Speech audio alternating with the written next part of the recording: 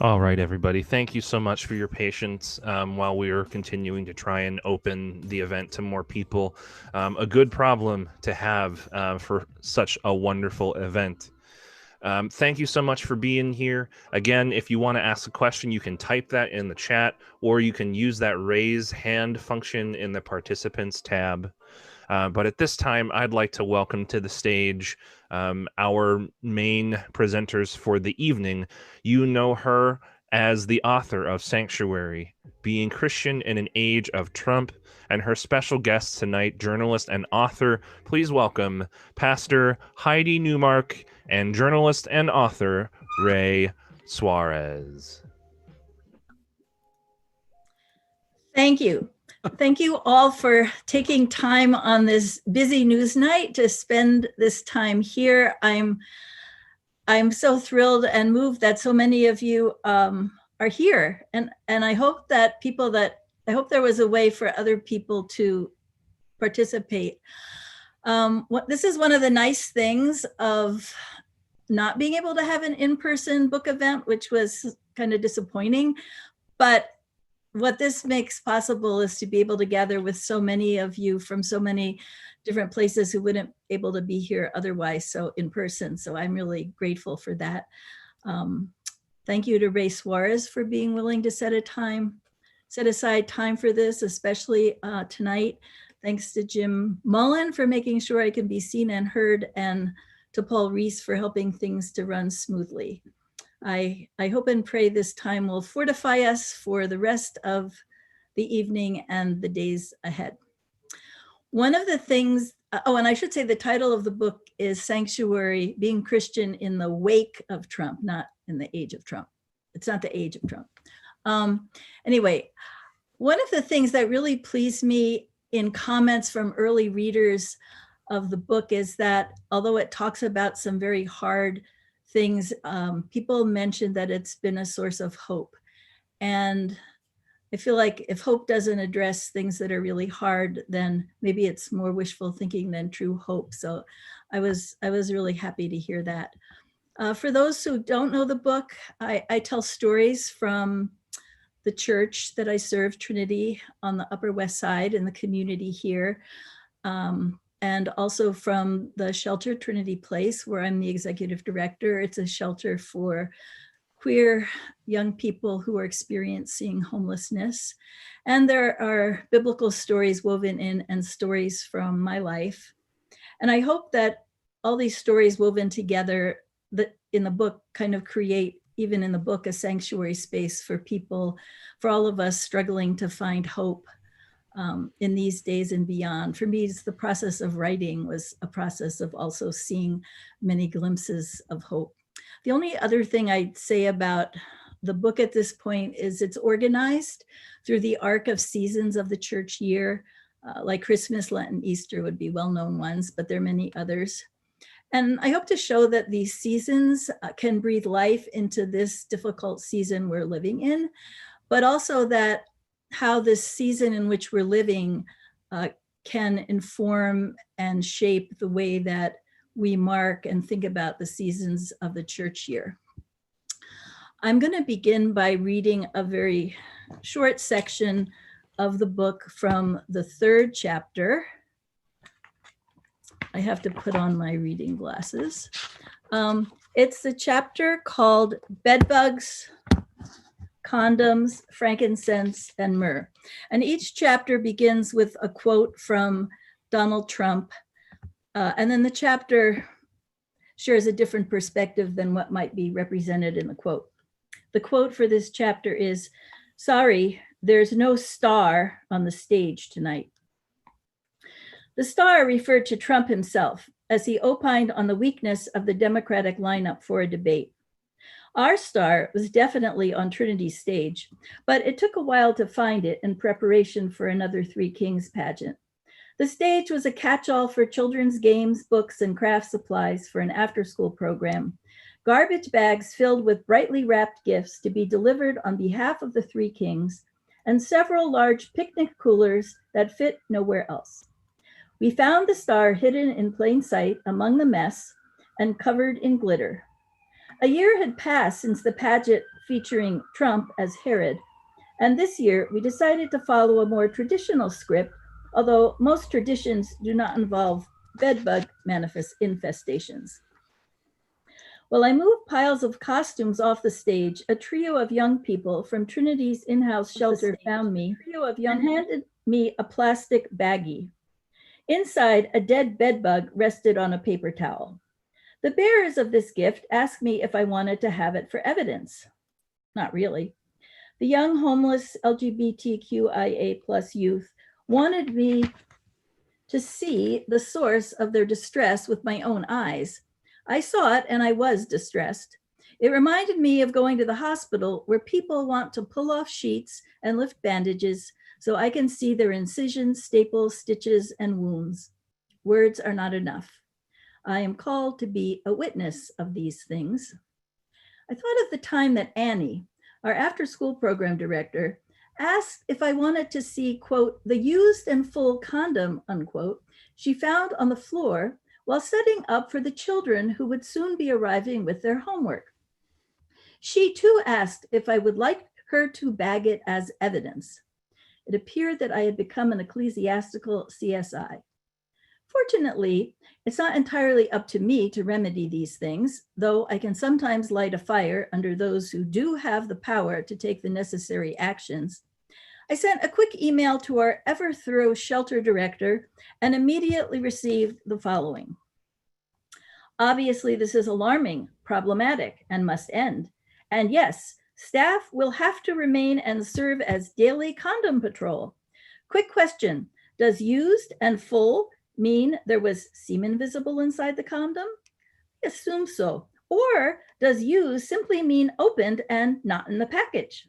Well, seemingly a nuance, we discussed this matter last night, and several residents use condoms as homemade free hairbands to tie their hair back.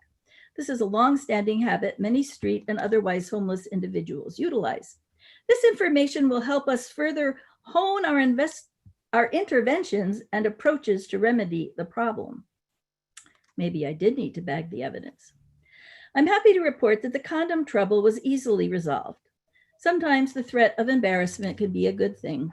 As I guessed from its location, the item was tossed there from a bed after solitary use. Once the light of day shone on the nighttime habit, the offender was not likely to repeat. Unfortunately, the bedbugs were better at evading the light and required a flurry of effort, expense, and changed plans. I juggled the bedbug in one hand and some pageant props in the other, thinking through preparations for the following day's Three Kings play. Need to get bobby pins for the halos. Yes, that's a bedbug. The frankincense gift needs to be taped back together. So does the stable wall, but that will require electric tape, preferably brown. Yes, I'm calling the exterminator as we speak. Were there bedbugs in the stable straw? In the evenings, our church basement doubles as our shelter and refuge for homeless queer youth. It's a humble space, and it's seen a lot of wear and tear since 1908 when the church first opened, along with derision, as noted in the church archives. We still have a definite recollection of the censure, the ridicule, and contempt poured out over the little congregation because it had risked to undertake a task that seemed entirely beyond its ability. We were a laughingstock, not only to the total unbelievers among the Germans, of whom there were quite a number in this district, but members of old and rich congregations downtown spoke quite indignantly about our foolhardiness.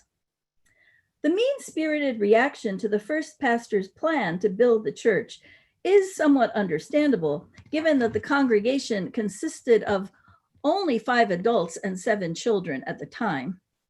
Such foolhardiness has since become a hallmark of Trinity. The plans to build a grand sanctuary succeeded. Now, century-old chipped columns downstairs hold up a starless ceiling, and underneath it, homeless youth can snore the night away in safety. The daily scraping of beds and tables set up and put away worsens the already scuffed floor, a sign that many have found rest. We sometimes refer to our church basement as the manger because love is born there. So now I will turn to my partner in conversation, Ray Suarez. It's a pleasure to be asked to be with you today, Heidi, to talk about the new book, especially so close to Election Day, as you mentioned, 5 weeks from today, a time infused with that hope that you talked about, and with no small amount of dread and fear and anticipation. It seems like a great time to be having this conversation. And I want to begin by thanking the candidates for agreeing to hold off on the beginning of the debate until we were done, which was really great of them to do. We speak a lot of the same language, the pastor and I, since my own Episcopal church has been for the last 20 years in full communion with the Evangelical Lutheran Church in America. And I was reminded of that as I read Sanctuary. Well, given who we tell the world we are and who we are for real as Christians in America, you couldn't hide from the demand that there be some sort of reckoning when heavily armed police drove protesters from Lafayette Square so the president could walk to St. John's Church to have his picture taken holding a Bible up in the air. Pastor, you write in the early pages of the book, in one way, I am grateful to Trump because he makes it so very clear where our future lies. You've got to help me out there because I'm not clear on where our future lies, and I'm really not clear on how Donald Trump is helping us spell that out. Well, that's fair. In one way, these days, I have no clue what's coming in the future either. The section that you're quoting from talks about the need for the church to take sides. And it goes on to say that, I mean, we often think that the churches are often concerned about their future and think about how to assure their future through various plans and programs that will help the church to be bigger and better. And what I say in that section is there's no future that's bigger than better if we leave out those who are being crucified by today, including and particularly under Trump's presidency, but certainly from long before that, and it will continue after that. Children in cages, children being shot down, ongoing police brutality, white supremacy. If the future of the church has no future if the church is not present, committed, working for change in those places of crucifixion today, which is not an immediate vision of a glorious future, but it points the path to where I think we need to be going today, and it's diametrically opposite of what's being presented by the present president. Well, you set out a pretty rigorous test, both for sort of the blessed company of all faithful people, as the old Episcopal prayer book calls it, and for the institutional church. And I think you don't think we're passing that test yet. Many of us see people suffering outside the city gate and side with the people who cause the suffering in an almost reflexive way.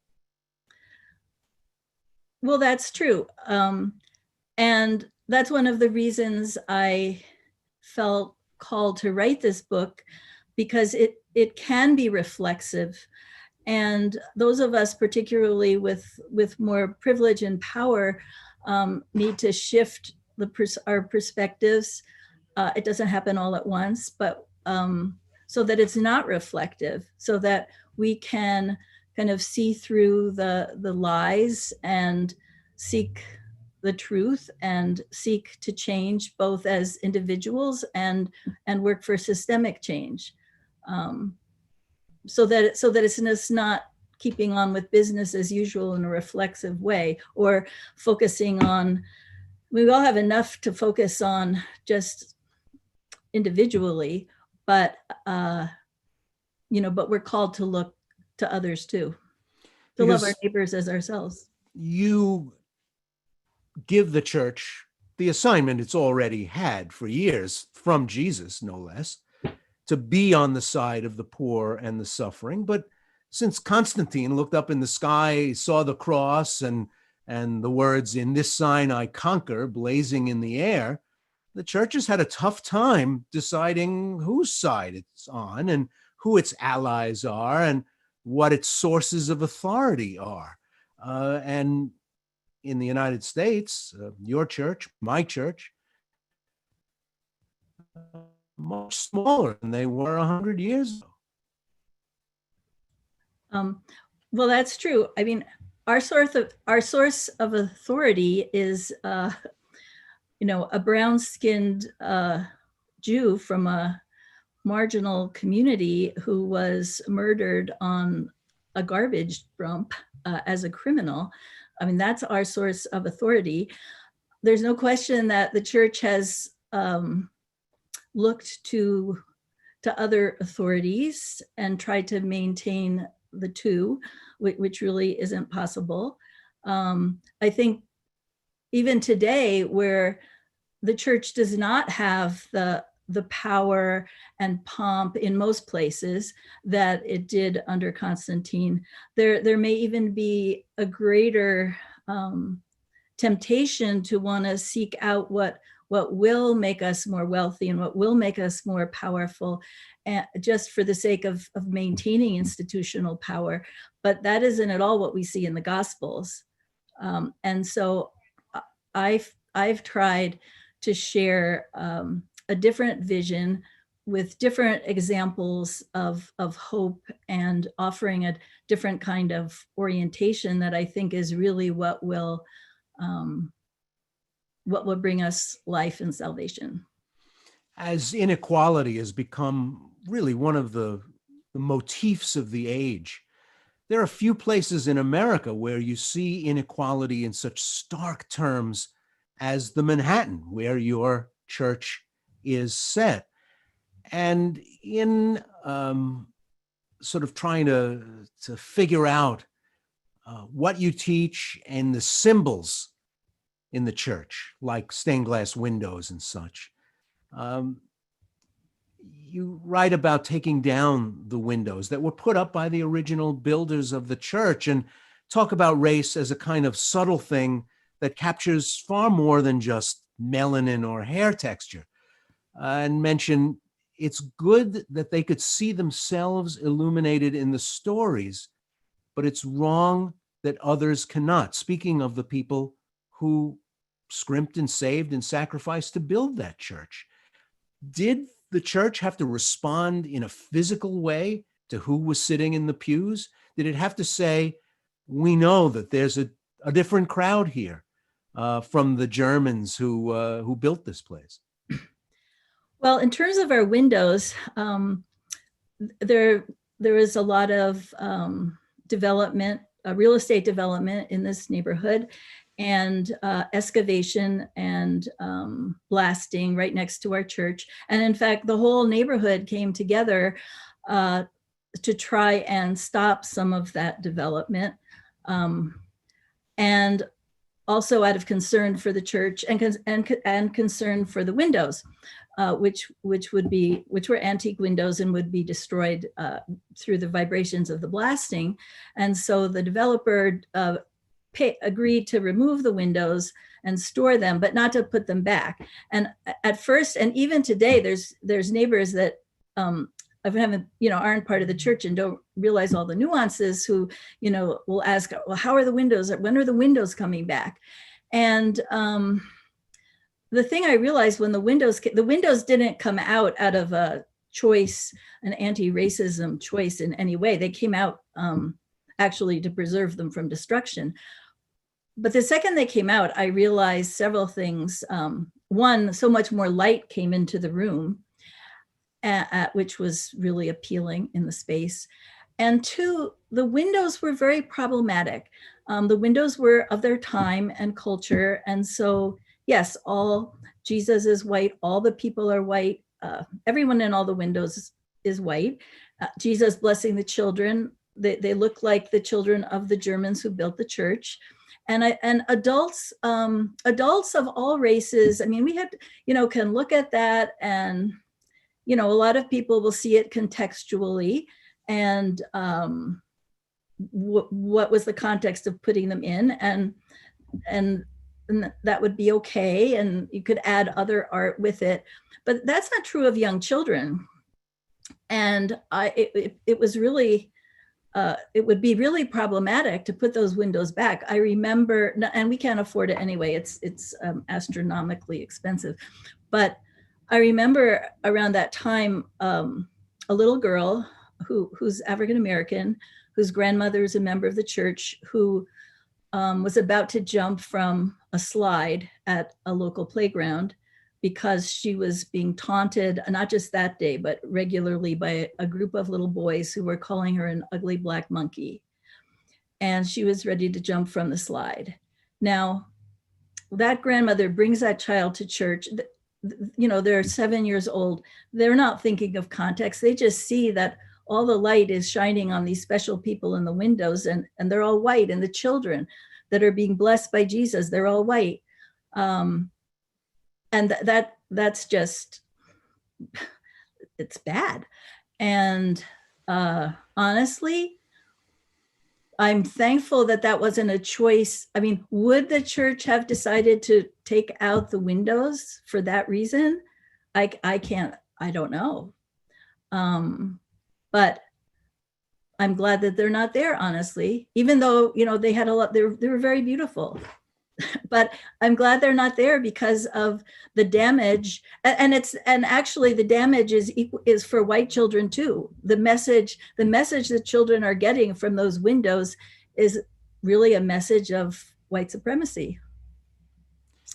When I've been in churches in Africa, it is routine to see Black Jesus, a Black Mary. Of course, the Virgin of Guadalupe is shown as an indigenous person. Yes. When I was at a church in Nazareth, all the representations around the entire church, there was a Chinese Madonna and child, and a South Sea Islander Madonna and child.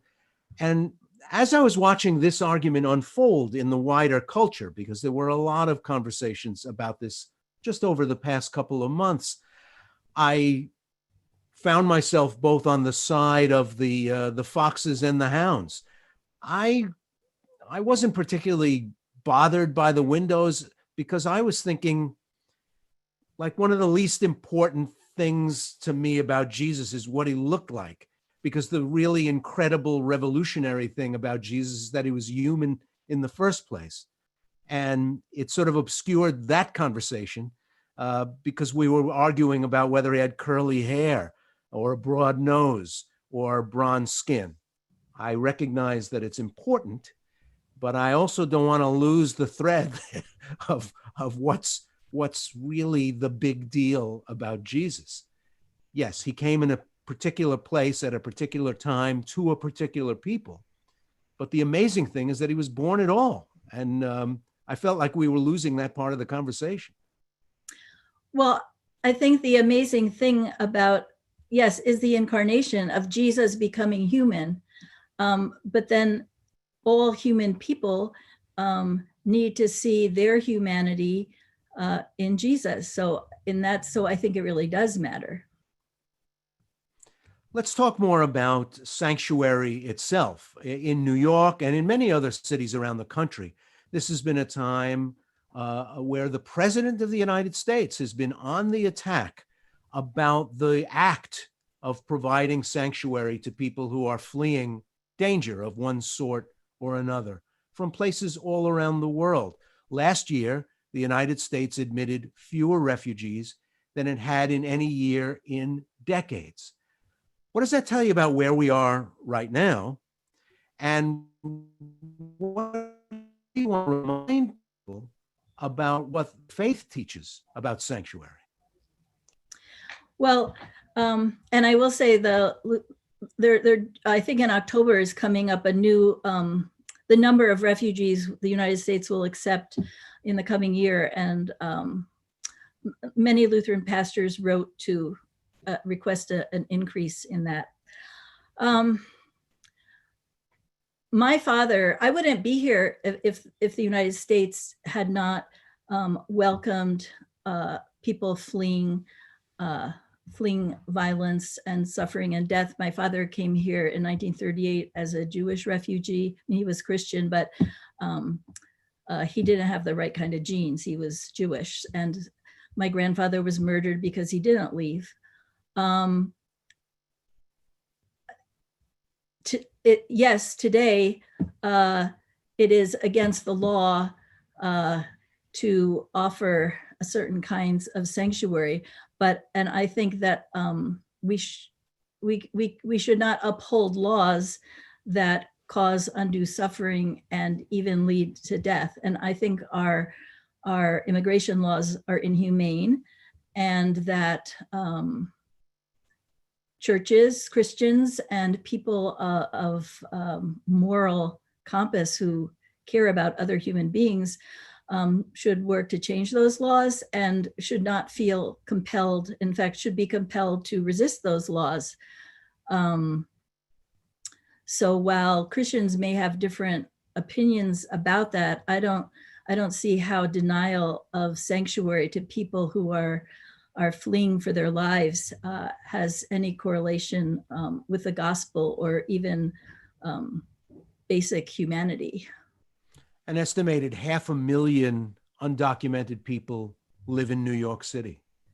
It's an astounding number in a way, and kind of a testament to a failure of law, not only in the narrow sense of enforcement, but if you have laws that are hard to follow, hard to understand, hard to abide by, they get flouted. Is there room for Christians to come to different conclusions about the wisdom of declaring a city open to people who aren't even supposed to be in the country? Well, first I would say, I thank God for all the immigrants, including those immigrants that are here who aren't documented in New York City. They make New York City a much better place and bring so many gifts and strengths to our city. Clearly, there are Christians who come to different conclusions about that. I think, though, Jesus says, "I was a stranger and you welcomed me," and I think that that's how I understand Christianity. And I understand it as that there should be sanctuary. We should be a sanctuary city. We should be a sanctuary nation. And yeah, I know people disagree, but I don't see how you can read the Gospels and listen to what Jesus says and watch what Jesus does in terms of how he treats people, and think that it's okay to put people in detention, separate families, put children into cages. And I know at this moment children who are separated and who are still separated and still suffering, and send people back to, I met with asylum seekers on the border in Mexico, and on our side of the border, people fleeing horrific violence. I think it's completely antithetical to our faith or our human decency to send people back into that situation. Right now, the Evangelical Lutheran Church, my own Episcopal Church, are facing some really pretty stiff headwinds as we move further into the 21st century. Why do people even go to church in 2020? What do they go expecting to find? Is it different? Is the answer to that question different from what it might have been when you were a kid, when I was a kid? What can we say to the wider society now that will keep us in the game? And while the message is eternal and the truths are eternal, the trend lines go up and down as far as whether our buildings are full and our bills are paid and our heat is on. Well, I think you're right, definitely, that it's different than when I was a child or when you were a child. It was more the expected thing. People went to church because, that's what you did. That's not why everyone went to church, but it was more of a cultural expectation. And that's totally not true today. Certainly not true in New York City. It may be a little more true in some parts of the country. It's certainly not true here. And it's less and less true, I think, in many places. So probably if you asked people here at Trinity, why do they come to church?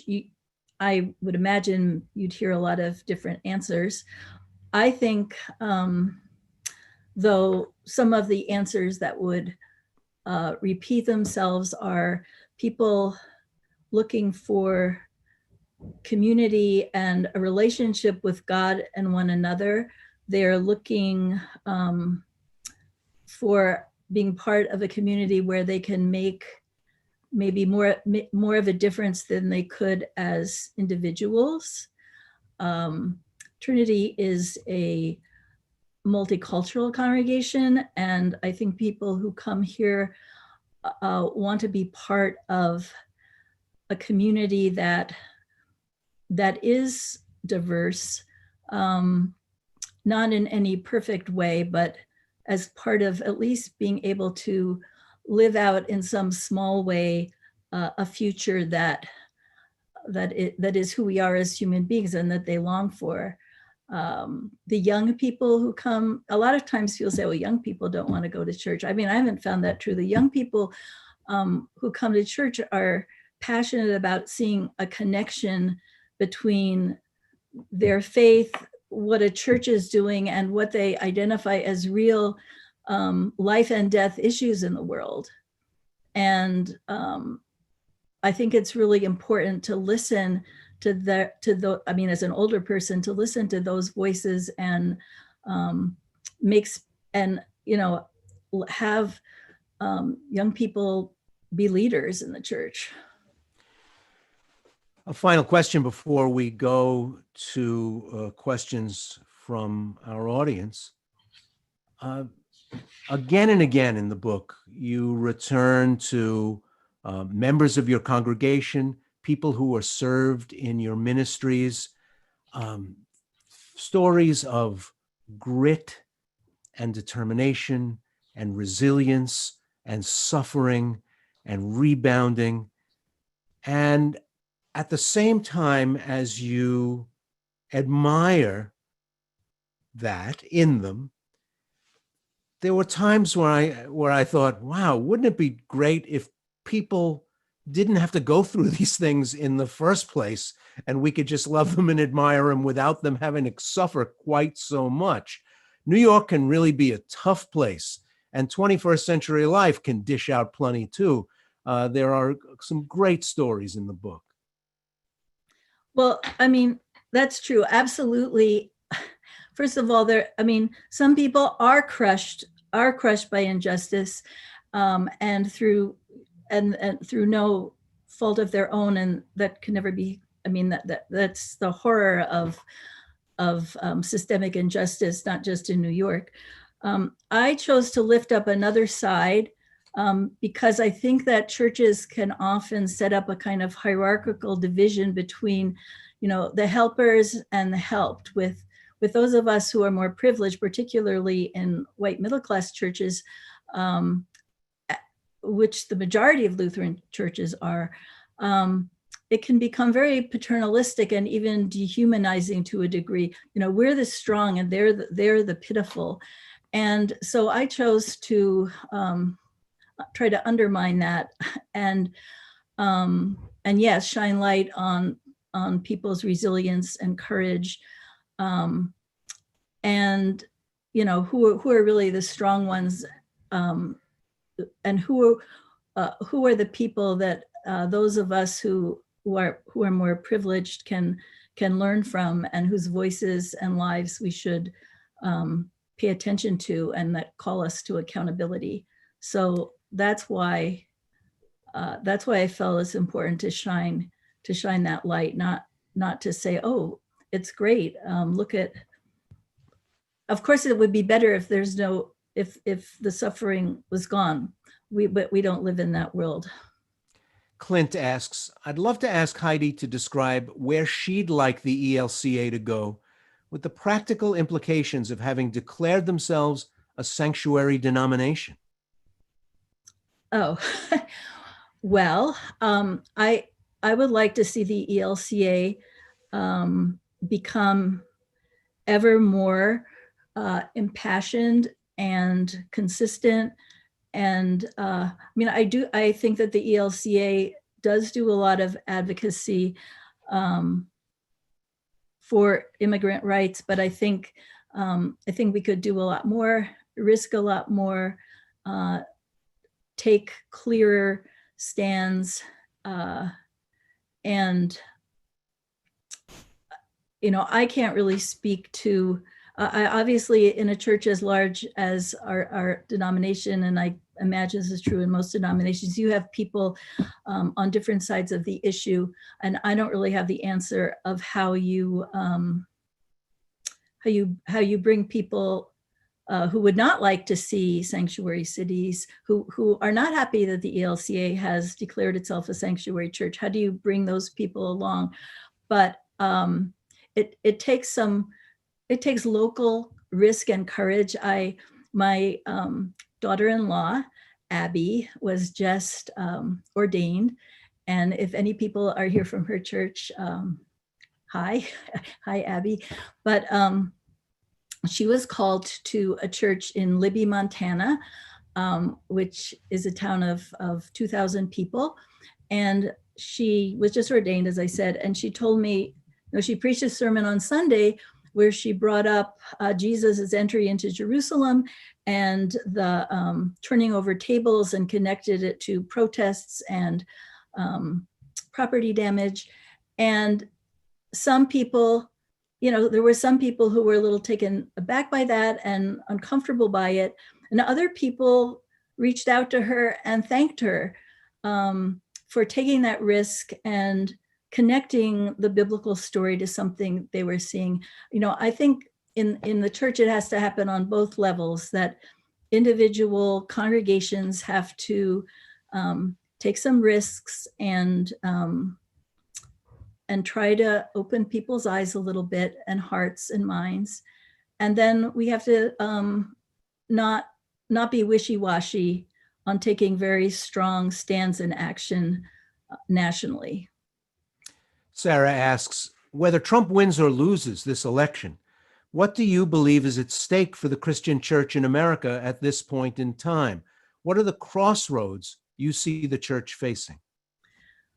Well, I do think the future of the church is at stake. If the church does not radically side with those who are being crushed by systemic injustice, then it doesn't need to exist anymore. Then it's just a shell of itself, a whitened sepulcher, as Jesus said. And this time has brought. This has always been true, but I think a lot of things are coming to a head these days. Well, the White House has pastors in it all the time, clustered around the Resolute desk, laying on hands on the president, who has his head bowed in prayer. It's a weird kind of moment when ordained people and lay people in one part of the family is saying, boy, oh boy, we're in crisis, while another part of the family, arguably, is saying, here, this is great. This is terrific. I want to sidle up to power. I want to sidle up to influence. It would be hard to get a one answer to what kind of shape the church is in today, because it's really churches or branches or regions or ideas of what the church is. And from some vantage points, it looks pretty robust, and some not so much. Well, I think that's always been true from the very beginning. Jesus was Jewish, but certainly at that time there was religion that was sidled up to the empire, and there was, I mean, and he was crucified because he didn't, I mean, because of my family history, I'm acutely aware of Nazi Germany and the role of the church in Nazi Germany. Yes, there was actually the majority of the church that was silent or actively complicit with the Nazis, and that viewed, some of them that used an excuse that we'll hear today, don't get involved in politics. And so they could have their little worship and Hitler could go about his business. And then you had, the resisting church, which was very small. And we like to lift up those brave people like Dietrich Bonhoeffer, but that was a very tiny group. And yet, they to me, they were keeping the church alive. And we can't control, whether who's praying with Trump in the White House or what's happening. I mean, we can each just be faithful to how we, but when we look at Jesus and how he lived and how he died, I think that gives us an indication.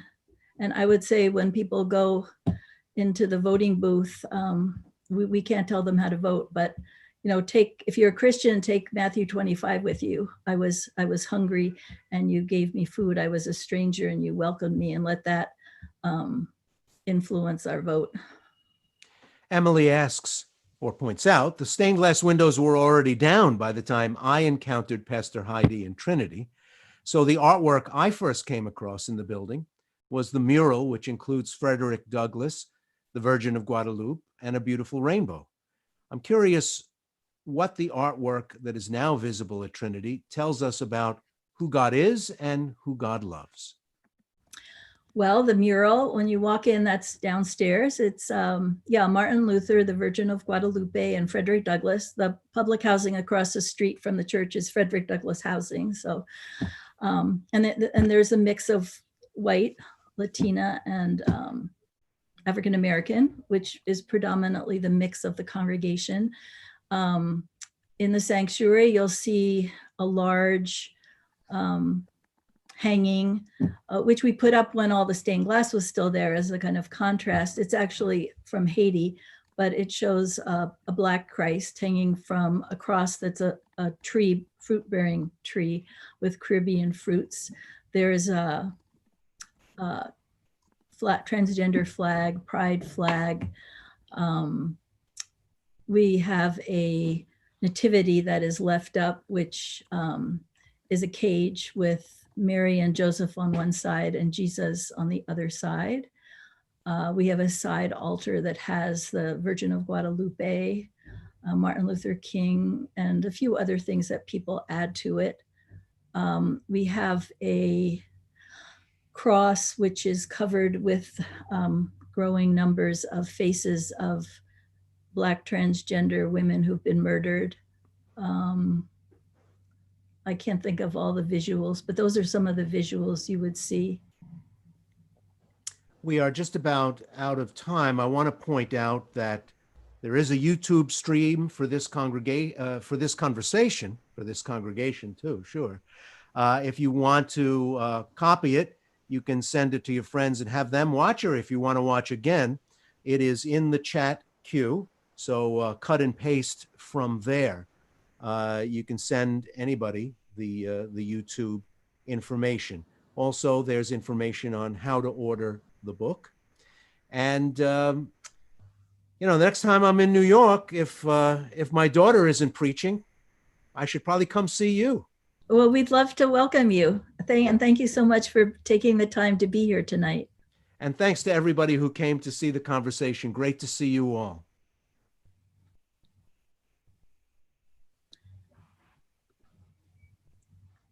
So I don't know what happened.